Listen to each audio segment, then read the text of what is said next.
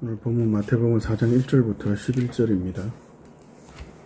같은 소리로 읽겠습니다. 시작. 그때 예수께서 성령에게 이끌리어 마귀에게 시험을 받으러 광야로 가사 40일을 밤낮으로 금식하신 후에 줄이신지라. 시험하는 자가 예수께 나와서 이르되 내가 만일 하나님의 아들이여든 명하여 이 돌들로 떡덩이가 되게 하라. 예수께서 대답하여 이르시되 기록되었으되 사람이 떡으로만 살 것이 아니요 하나님의 입으로부터 나오는 모든 말씀으로 살 것이라 하였느니라 하시니, 이에 마귀가 예수를 거룩한 성으로 데려다가 성전 꼭대기에 세우고 이르되 내가 만일 하나님의 아들이여든 뛰어내리라. 기록되었으되 그가 너를 위하여 그의 사자들을 명하시리니 그들이 손으로 너를 받들어 발이 돌에 부딪히지 않게 하리로다 하였느니라. 예수께서 이르시되 또 기록되었으되 주 너희 하나님을 시험하지 말라 하였느니라 하시니, 마귀가 또 그를 데리고 지극히 높은 산으로 가서 천하만국과 그 영광을 보여 이르되 만일 내게 엎드려 경배하면 이 모든 것을 네게 주리라. 이에 예수께서 말씀하시되 사탄아 물러가라. 기록되었으되 주 너희 하나님께 경배하고 다만 그를 섬기라 하였느니라. 이에 마귀는 예수를 떠나고 천사들이 나와서 수종드니라. 아멘. 아멘.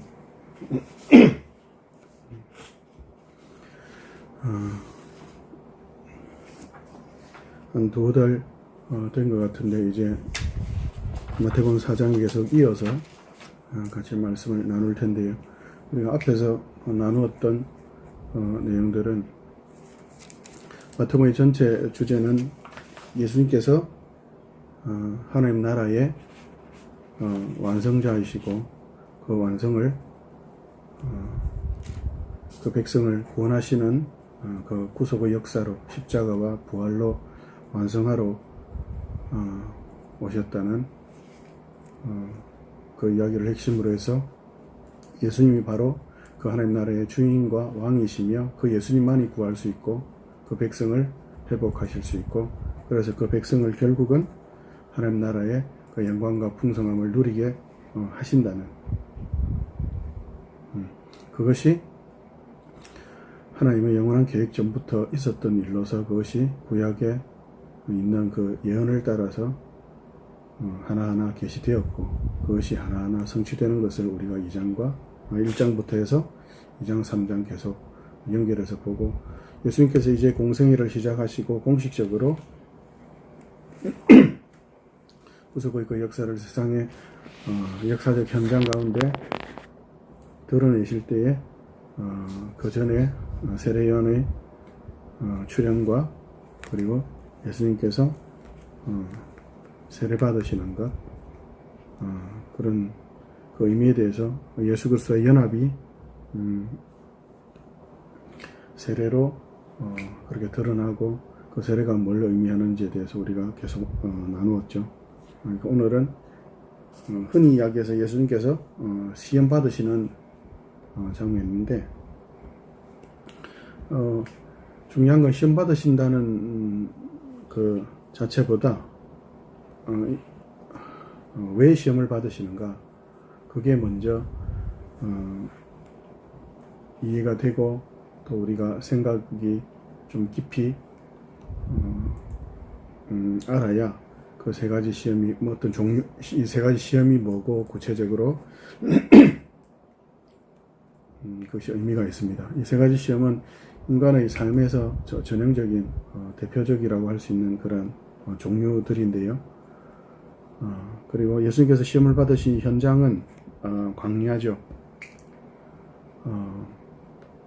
인생에 있어서 가장 힘든 환경이라고, 조건이라고 한다면 그 대표한다고 할 때에 광야라고 할 수 있겠죠. 그래서 가장 좀 대표적으로 상징적으로 대표적인 그런 장소와 조건, 40일을 굶으시고 또 세 가지 시험 받는 그런 시험 거리들, 인간의 어떤 전 존재론적인 전 조건 환경 가운데서 누구에게나 있는 그런 대표적인 100가지 중에 3개가 아니라 그 3개가 전체를 망라할 수 있는, 그리고 광야도 단순하게 어떤 특정한 광야의 개념이 아닌 인생의 전체 생활 환경을 대표한다고 그렇게 이해할 수 있습니다. 그래서 오늘 하나님이신 예수님께서 시험을 받으시는데, 그 구체적인 건 다음 주부터 이야기하기로 하고, 왜 시험을 받으셔야 했는가, 우리가 오늘 좀 살펴보려고 하는데, 우리가 앞에서 살펴본 것처럼 예수님은 주인이시죠. 하나님이시죠.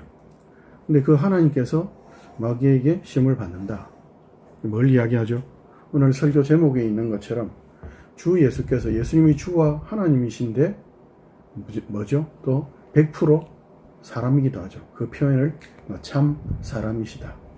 그래서 예수님은 참 하나님이시며 참 사람이신 유일한 분이다. 성부 하나님과 성령 하나님은 영으로 계시죠. 그러나 예수님은 이 땅에 오신 이후로부터 지금도 그리고 영원히 참 사람으로 참 하나님으로 계시죠. 그래서 오늘 시험 받으시는 이 장면도 참 사람이시기 때문에 시험을 받으시는 거죠. 우리가 앞에서 다뤘던 세례는 뭐죠?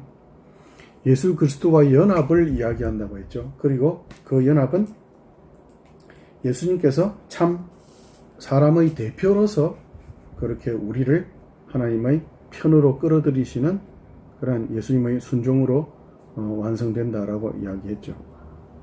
그래서 오늘 예수님께서 시험 받으시는 이 장면도 왜 이 시험을 받으셔야 했는가라고 할 때 우리가 앞에서 언급한 것처럼 예수님의 새 인류의 대표시기 때문에 그래서 시험을 받는 겁니다. 그 대표라는 것이 어떤 의미인지 지난번에도 우리가 이야기했지만 오늘은 조금 다른 측면에서 좀 이야기를 나눴으면 좋겠는데요. 예수님께서 우리의 대표다 할 때에 그 대표로서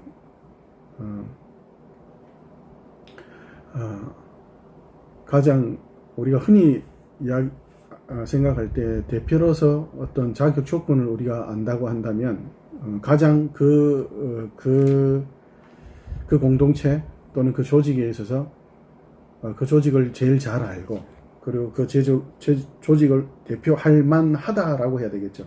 그래서 참 인간이심을 스스로도 물론 아시고 인간이 어떤 운명을 가진 존재이고 어떤 책임을 가지고 있고 또 그 목적과 목표가 뭐라는 걸 가장 잘 제대로 바르게 안다라는 것이 그 대표성의 의미 속에 포함되어 있겠죠. 그래서 예수님께서 참 인간이시다라고 할 때에 인간의 운명과 인간의 목표와 그리고 인간의 책임을 온전히 아는 대표다라는 측면에서 오늘 같이 좀 살펴보겠습니다. 우리가 보통 사람들이 뭔가를 안다라고 이야기할 때에 사람들이 안다는 것은 뭐 어떤 걸 알기 때문에 뭔가를 할 수 있고 또는 어떤 정보를 뭐 요즘 세상에서 정말 20대 심지어 10대조차도 막 관심을 가진다는 이상하지 않죠. 사실 돈이 왕이 되어버린 왕으로 섬긴 지가 오래되다 보니까 주식 투자 등 어떤 정보를 안다. 어떤 누군가에 대해서 안다. 또 모르는 사람과 비교하게 되면 나는 아는데 그 사람은 모르니까 어떤 비교도 되고 그것이 어떤 능력과 결부되면 뭐 아까 이야기한 주식 같은 그런 부자 능력으로 가게 되고 그것이 좀 더 인간의 능력과 또 비교로 확장이 되면 또 그게 정죄까지 되죠. 부자가 의롭고 가난한 것이 악하다는 식으로까지 이제는 변질되는 세상이죠. 그래서 그 안다는 것이 인간들은 결국 어디로 가죠?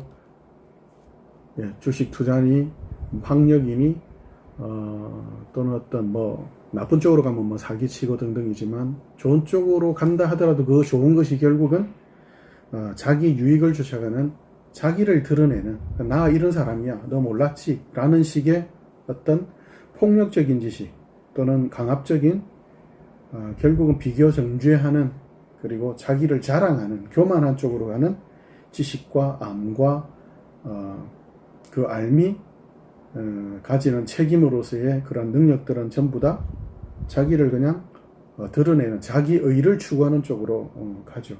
그래서 그 알물 통해서 행하게 되는 인간의 모든 책임들은 결국은 사람이 아닌 기능적인 기계적인 인간이 추구하는 욕심으로 결국 끝이 나죠. 그래서 그 안다는 것, 그 알을 통해서 연결되는 행동, 책임, 이 모든 것은 결국 허무하다는 것으로 결국 끝이 나죠. 그럼에도 인간은 답이 없죠. 답이 없어서 결국 죽을 때까지 그 미친 것이 끝날 때까지 계속 미쳐서 살 수밖에 없죠. 답이 없으니까요. 이 답이 없으면 하나님께로 돌아오면 되는데, 회개할 수 있으면 좋은데 돌아올 수 없죠. 영적으로 죽은 자라서 하나님을 감각할 수 없기 때문에 하나님하고 부를지는 모르고, 또 이렇게 아이고 하나님 이렇게 뭐 탄성을 낼 수 있을지는 모르겠지만 하나님을 진정으로 알고 부를 수는 없죠. 그리고 실제로 하나님이 간다 하더라도 요한복음에서 이야기하는 것처럼 빛이 어둠에 왔지만 어둠이 빛을 싫어하는 것이 인생의 본성이고 인간들의 모습이라서, 수없이 하나님을 거부한 인류 전체의 역사 속에서 그들의 실패를 딛고 또 다른 실패로 나아가지 하나님께로 돌아오지 않죠. 또 그 실패를 딛고 또 다른 실패를 쫓아서 결국 계속 나아가죠. 기독교에서 이야기하는 알은 뭐죠? 기독교에서 안다.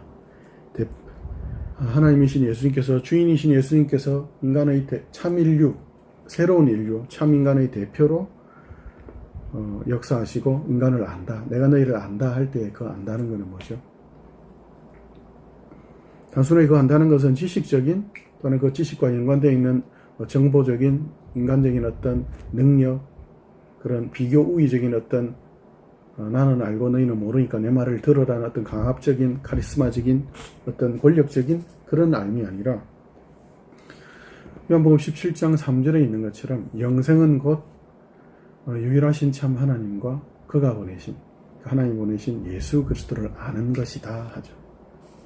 기독교에서, 성경에서 이야기하는 알미라는 것은 단순하게 안다는 지식적인 것으로 그치지 않고 영생으로, 구원으로 연결되는 알미죠.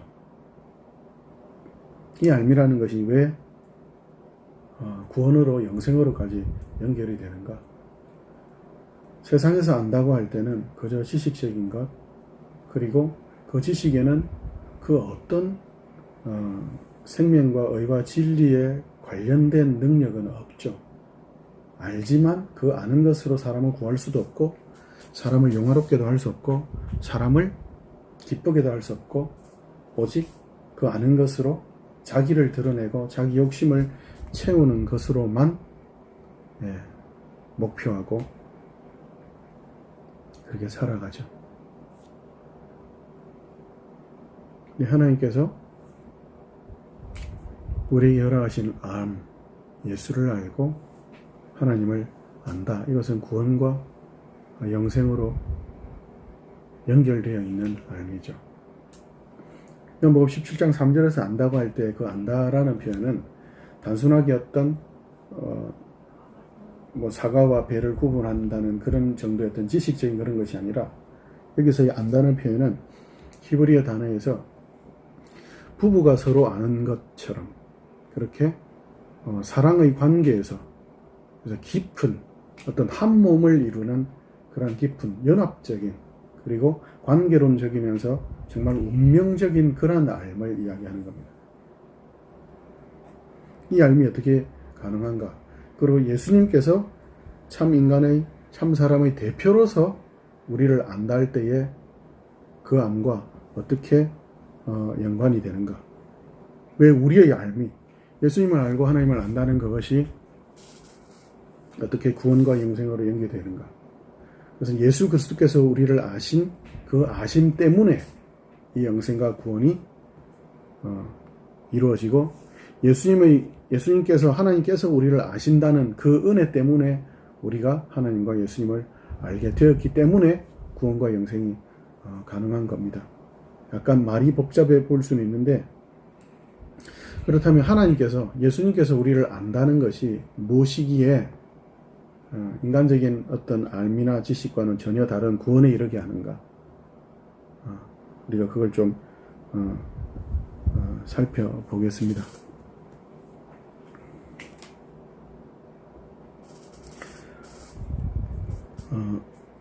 요한복음으로 한번 가볼까요? 요한복음 15장.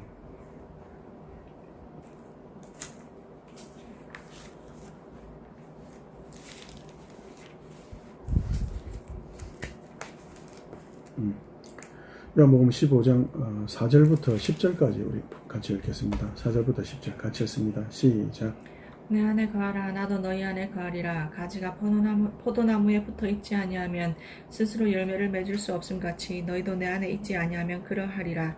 나는 포도나무요 너희는 가지라. 그가 내 안에 내가 그 안에 거하면 사람이 열매를 많이 맺나니 나를 떠나서는 너희가 아무것도 할 수 없음이라. 사람이 내 안에 거하지 아니하면 가지처럼 밖에 버려져 마르나니 사람들이 그것을 모아다가 불에 던져 사르느니라. 너희가 내 안에 거하고 내 말이 너희 안에 거하면 무엇이든지 원하는 대로 구하라. 그리하면 이루리라.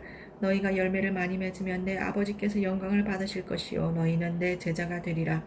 아버지께서 나를 사랑하신 것 같이 나도 너희를 사랑하였으니 나의 사랑 안에 거하라. 내가 아버지의 계명을 지켜 그의 사랑 안에 거하는 것 같이 너희도 내 계명을 지키면 내 사랑 안에 거하리라. 아멘.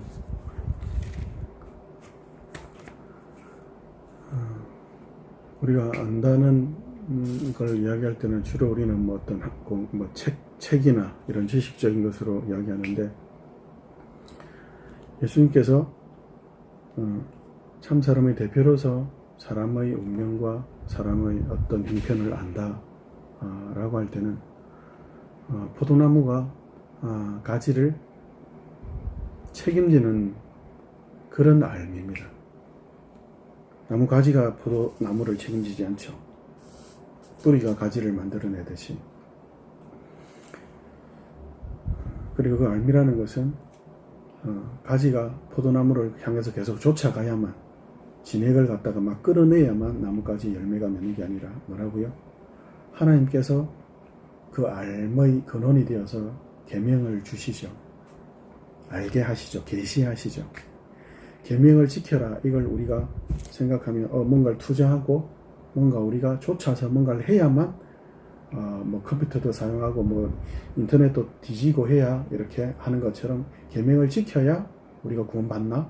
이런 식의 어떤 개념이 아니라 더 깊이 들어가 보면 계명을 지킬 수 있는 이유가 뭐예요? 적나라한 이유. 가장 원초적인 이유는 계명이 있어야죠. 그 계명을 알아들어야죠. 계명을 알게 돼야죠. 그러려면 어떻게 되죠? 로마서 10장에 있는 것처럼 전하는 자가 없이 어떻게 들어요? 전하는 자는 그러면 어떻게 전할 수 있죠? 자기 게 아닌데, 생명의 진리의 말씀을 만들어낼 수 없는데 그 전하는 자도 들어야죠. 결국 하나님께서 주셔야만, 알게 하셔야만 가능하죠. 근데 예수님의 그 알면 뭐라고요? 내가 너희를 사랑한 것 같이 너희도 나를 사랑하는 그 사랑의 알미라고 이야기하시죠. 예수님께서 참 사람으로서 우리를 대표하시는, 인간의 운명과 모든 것을 아시는, 인간의 모든 조건 환경을 아시는, 그리고 지금 이 시험을 받으시는 마태복음 4장에서 이 조건과 환경과 인간의 전 인생을 대표하는 세 가지의 시험거리들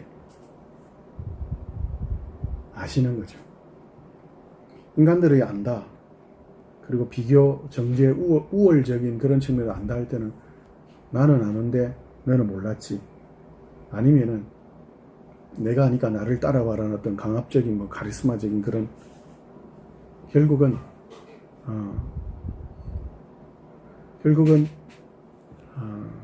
그 사람에게 어떤 사랑이라든지 그런 어떤 관계적인 그런 측면에서의 그런 지식이 아니라 결국은 나를 드러내든지 아니면 상대를 부려먹든지 라는 쪽으로 가기가 너무 쉽죠.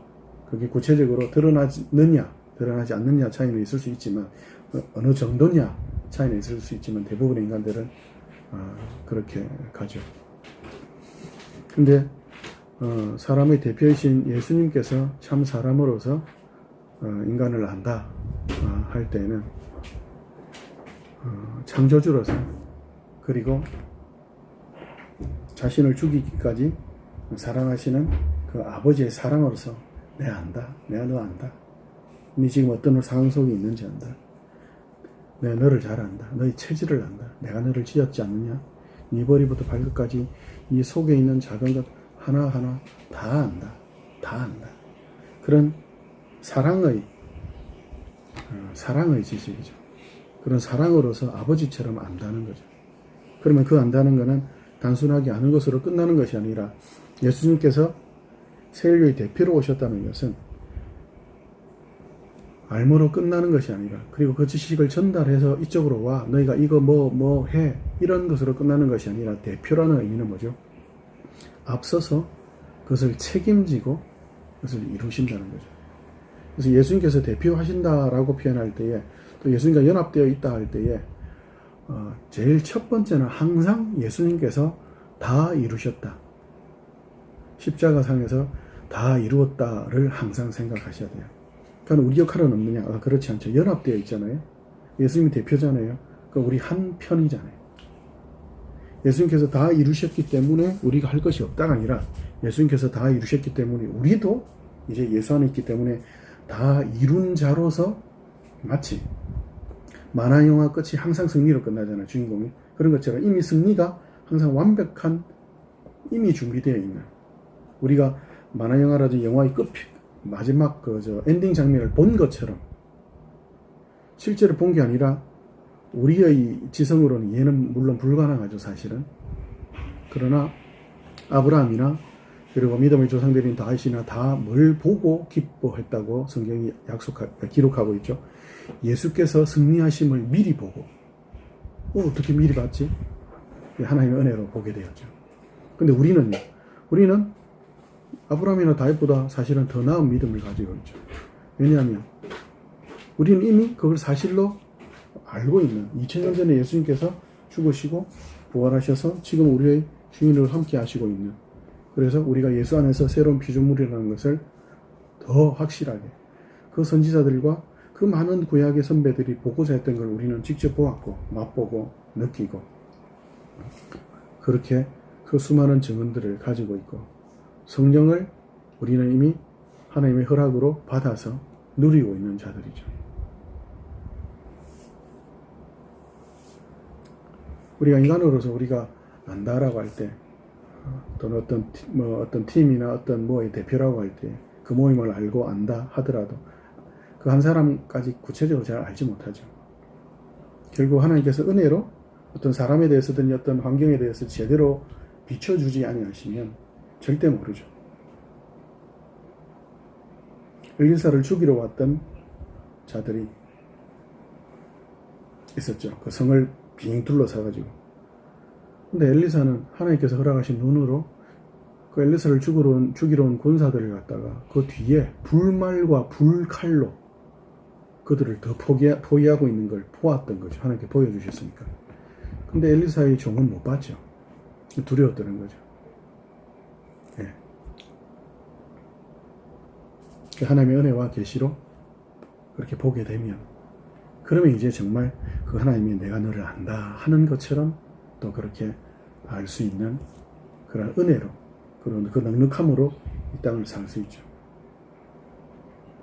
우리가 예수 믿는 사람으로서 하나님 허락하신 계시와 능력으로 알고 예수 안에서 새로운 피조물로 하나님 허락하신 모든 능력을 가지고 있음에도 불구하고 예수 믿는 사람답게 넉넉하지 않고 이해하지 못하고 사람을 알지 못하고 넉넉하게 우리가 허락하신 능력을 마음껏 나누지 못하는 것은 그 하나님의 예에 우리가 맞추어서 이해하지 못하고 보지 못하기 때문에, 우리가 믿음의 눈으로 보지 못하기 때문이죠. 그래서 결국은 우리가 살면서 시간이 점점 더 지나고 이런저런 실패와 범죄함 속에서 그런 경험이 쌓이면서 이해하게 되죠. 10대 때, 20대 때 사람들을 정죄하던 그 도끼 어린 눈이 점점 자신이 죄인임을 깨닫고 못남을 깨닫고 결국 하나님의 은혜 외에는 답이 없구나를 점점 깨닫게 되면서 부드러워지고 넉넉해지고, 그 능력으로나 아니면 인격으로 커져간다는 것이 아니라 자신의 죄인된 무게를 더 많이 느끼기 때문에 그런 거죠. 성경에 있는 인물 중에서 가장 대표적으로 한 명만 좀 살펴본다면, 우리가 성경 인물을 볼 때 조심해야 되는 게 사람의 영웅적인 그런 측면으로 봐서는 절대 안 되고요. 그리고 그렇게 이해하려고 자꾸 해석해서도 안 됩니다. 우리 욕심이나 우리의 좀 본성적인 그런 비교적인 그런 개념으로 그런 우상적인 개념으로 사람을 볼 때가 있는데 조심해야 됩니다. 자, 다시 돌아와서 다윗의 예를 보면 다윗이 그 인생에 있어서 하나님께서 양치던 데서 이렇게 자신을 이끌어서 아들 삼고 뭐 이런 것들이 그저 아들 같은 왕을 삼으시고 이런 걸 다 알아요.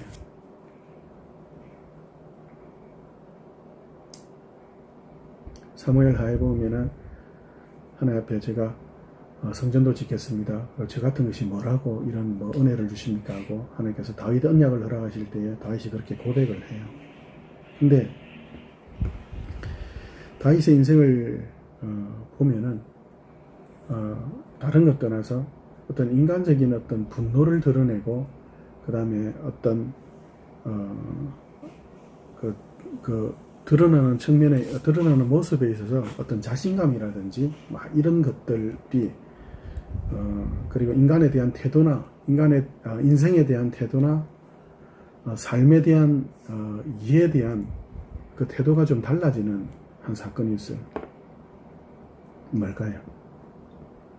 그 사건 전후가 그가 인생에 대해서나 아니면 어떤 사건 정황에 대한 태도가 그걸 받아들이는 자세가 달라져요. 그게 뭐냐면 우리가 잘 알고 있는 바세바 사건인데 바세바 사건은 왕으로서 그 나라의 그리고 특히나 자기의 부하, 자기 신하의 아내를 강간하는 사건이죠. 거기에다가 그걸 감추려고 자기 부하를 살인하는 강간과 살인을 같이 하는 사건이죠. 근데 그것이 죄라는 걸 전혀 모르는 나단이 와서 직접적으로 당신이 죄인이라는 표현을 할 때까지도 다른 사람이 죄 지은 것에 대해서는 정죄할 줄 알지만 그러나 정작 자기가 죄 지은 것에 대해서는 전혀 죄라고 생각도 못할 만큼 그가 하나님의 계시와 은혜로 알게 하시는 그 은혜를 통해서 자신의 죄인인 걸 깊이 깨달았을 때 시편에서 뭐라고 고백하죠? 내가 하나님께만 범죄하였다고. 그건 사람에게 범죄하지 않았다는 표현은 아니죠. 하나님께만 범죄하였다는 건 뭐죠? 하나님 앞에서 적나라한 자신의 그 깊은 그 존재론적이고 처절한 머리부터 발끝까지 태중에서부터 그게 뭐죠? 시작부터 죄인이라는 거죠. 그걸 깨닫게 되죠. 그 전에 다윗의 삶은 어떻게 드러나죠? 뭐 골리앗도 믿음으로 이기고 하는 그리고 사울도 그 보복하지 않죠. 사울을 죽일 수 있었잖아요. 이거 실제로 어떻게 보면 자신을 죽이려고 하는 원수기 때문에 구약법에 따르면 원수는 뭐 죽이라는 표현도 있고 거기에다가 원수잖아요. 그죠? 근데 그걸 어떻게 하죠?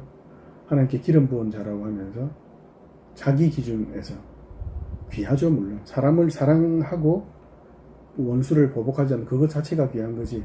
근데 어떻게 보면 조금은 자기 종교적인 자기의적인 개념으로 그렇게 하는 모습들이 사실은 좀 많이 보이죠.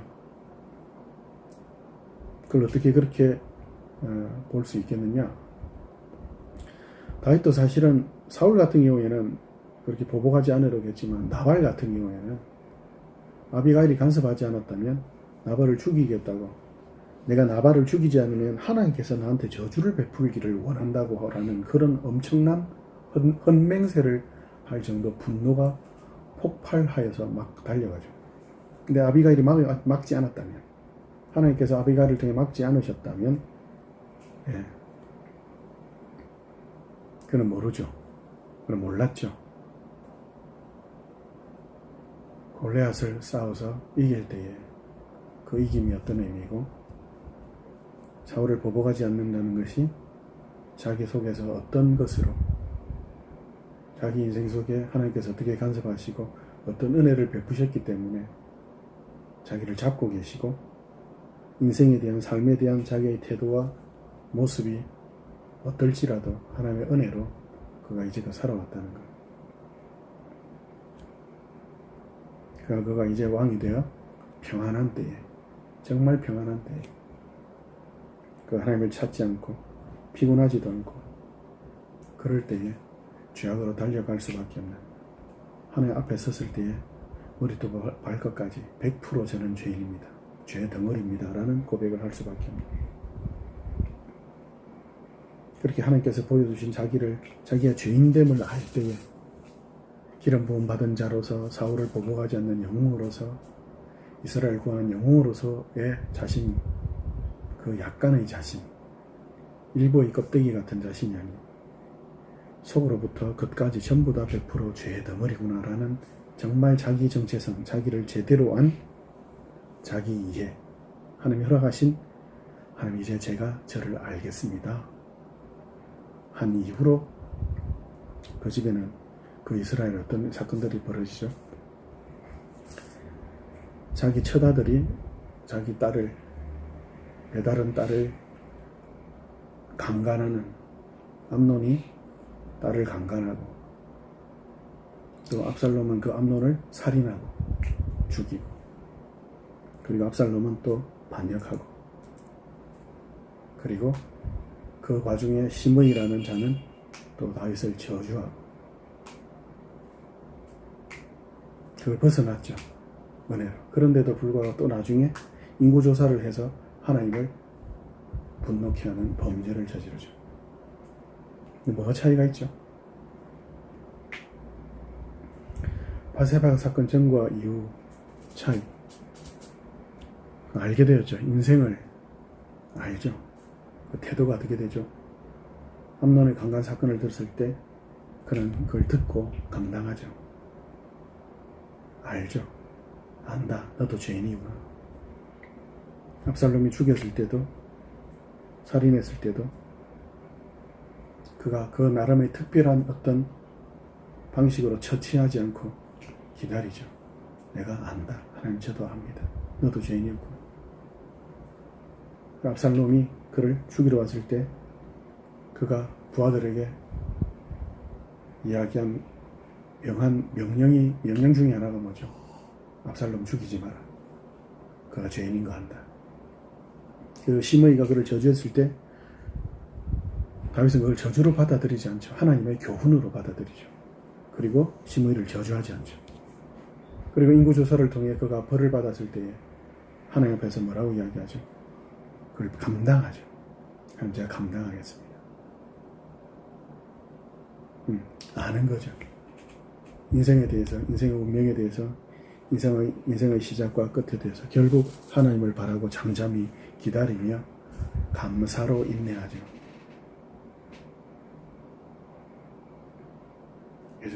예수님께서도 그렇게 우리에게 내가 너희를 안다. 그래서 인간의 몸을 입고 친히 죄는 없으심에도 불구하고, 죄가 없는데도 불구하고 세례까지 받으시는 그런 공식적인 제일 첫 번째 행사, 세례의 대표로서의 첫 번째 행사를 죄인들이 받는 세례로, 그리고 세례의 대표로서 제일 첫 번째 사역으로 시험받는 광야에서의 인생에 대한 태도와 인생에 대한 이해를 보여주시죠. 우리는 어떻게 살아야 되겠습니까?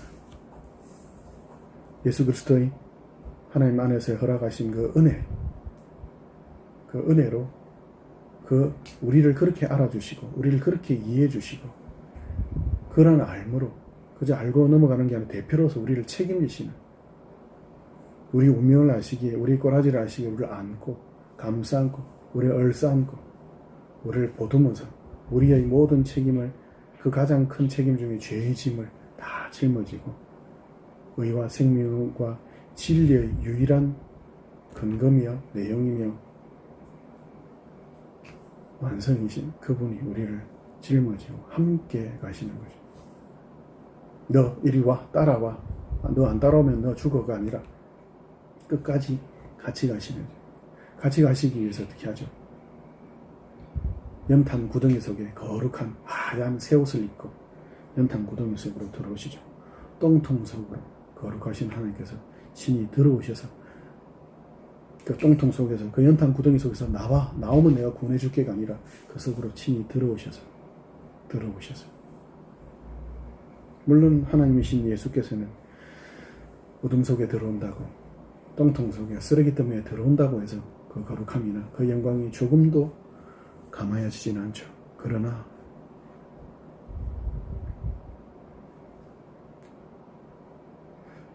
그러나 그게 어떻게 멋있고 좋은 장면입니까? 그죠? 근데 하나님께서 감당하시죠.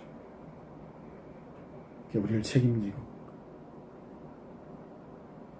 그게 예수님께서 참 사람으로 오셨다는 세류의 대표로 오셨다는 복음의 계시인 거죠. 그 계시로 그렇게 우리의 대표가 되어 주셔서 그래서 우리가 구원을 받아서 우리는 더 이상 하나님이 알게 하신 것 그리고 하나님께서 책임지신 것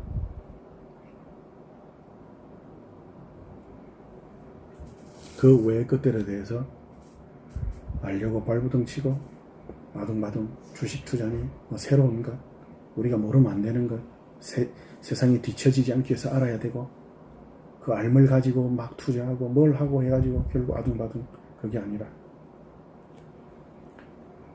하나님이 아버지의 마음으로 내가 너를 안다. 우리 주인 되신 예수께서 내가 너를 안다. 너 그렇지. 네가 지금 있는 조건과 환경 너 거기 있지. 너 지금 이런 모습으로 있지. 너 그렇게 있지.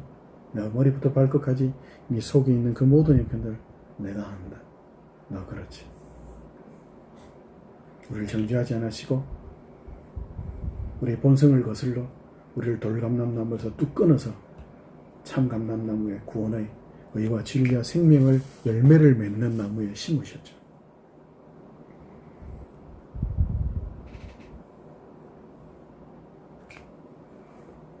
이제 우리가 인생에 대해서 이 세상의 조건과 환경에 대해서 어떤 태도와 자세로 살 수 있게 되었습니까? 살아가야 됩니다가 아니라 살 수 있게 된 거예요. 살 수 없는데도 불구하고 살아갑시다가 아니라 이제 주 안에 있어 새로운 피조물이 된 것처럼 우리의 모든 환경과 모든 관계들은 새로워졌어요. 속으시면 안 돼요. 변화시키자, 새롭게 하자가 아니라 이미 새로워진 거예요. 우리에게는 죽음조차도 이제는 뭐죠? 영생으로 연결하는 문일 뿐이잖아요. 영생으로 연결되는 통로일 뿐이에요. 아니 죽음이 그렇다면 그리고 어떤 죄도 우리를 책임지우지 못하고 우리를 정죄하지 못하고 우리의 어떤 꼬라지도 우리를 그것으로 우리를 판단하지 못한다면 우리가 이 땅에서 살아갈 때에 아둥바둥 살아가야 할 이유가 없죠. 하나님이 우리를 내가 너희를 한다. 긍휼히 여기는 자는 긍휼히 여김을 받을 것이라. 우리 꼬라지가 하나님 은혜가 없이면 죽을 수밖에 없는 죄인임을 아는 그런 불쌍함 우리가 그런 불쌍함을 받았잖아요. 그렇다면 우리가 인생과 이 세상에 대한 태도는 뭐죠? 우리도 똑같은 고백이에요. 예, 제가 압니다. 당신 나를 때리는 이유 그 공포와 불안과 그 속에서 내가 죽이지 않으면 내가 죽을 것 같으니까 그래서 오른편 뺨을 맞은 왼편을 돌려들 수 있는 인간에 대한 인생에 대한 이해 그렇죠. 제가 합니다. 오른편 뺨 맞고 왼편 뺨 정도는 제가 죽지 않으니까. 근데 오늘 오른편 뺨 맞았는데 너무 힘들어서 도망갔다가 다음에 제가 왼편 맞아 드릴게요. 이런 인생에 대한 자세. 심의 저주에 대해서 암논의 압살롬의 그 모습에 대해서 내가 안다. 예 하나님. 어떻게 알게 되었죠? 자기는 죄인이니까. 자기도 암논처럼 압살롬처럼 스므이처럼 죄인이니까. 근데 우리는요. 우리는 어떤 은혜를 받았죠? 다윗처럼 하나님의 은혜로만 내가 구원받았구나. 다윗도 왕이고 예수님도 왕이신데 다윗 이스라엘 대표로서 자기도 죄인으로서 죄인들을 이해한 거 아니에요? 나도 죄인이니까 내가 한다. 그러나 예수님은요, 죄를 왜 받으셨죠? 왜 인간의 대표가 되셨죠? 죄인이니까 아니에요. 하나님으로 인간을 구원하시는 그 사랑으로 알고 그 사랑으로 책임을 지시는, 그래서 의인으로서 아무런 죄가 없으신 분으로 내가 너희를 안다 하는 거죠.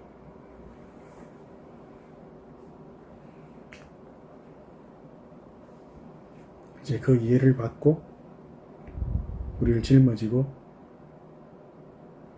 우리를 십자가에서 구원하신 예수께서 영원히 우리가 죽을 때까지, 아니 지금 예수 믿고 하나님 나라에 들어왔기 때문에 이 하나님 나라, 망하지 않는 이 나라에 결국 주께서 재림하셔서 이 땅을 심판하시고 그 하나님 나라를 완전히 완성하실 그때까지 우리에게 주어진 이 조건과 환경, 우리의 사람이라는 이 이해,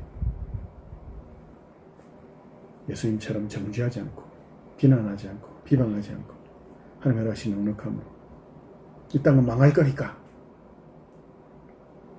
비교 정죄하지 않고, 역시 이 땅에서 하나님께서 살게 하신 그 책임 외면하지 않고 우리 각자의 자리에서 이 땅을 안고 이 땅을 감싸 안고 이 땅을 짊어지고 하나님께서 허락하신 그 목숨 또한 하나님께 허락하신 모든 조건과 환경, 모든 관계 속에서 믿는 자로서, 하나님께서 아신 바 된 자로서, 또 하나님을 아는 자로서, 그 하나님의 계시와 은혜와 능력으로 세상을 알게 된 자로서, 그렇게 우리 또 이번 하루도 이 한 주도 그렇게 그 넉넉함과 그런 따뜻한 감싸 안는 마음으로, 그 사랑으로 그렇게 살아갑시다. 기도합시다. 하나님 우리를 아셔서 감사합니다. 우리를 알아주셔서 감사합니다.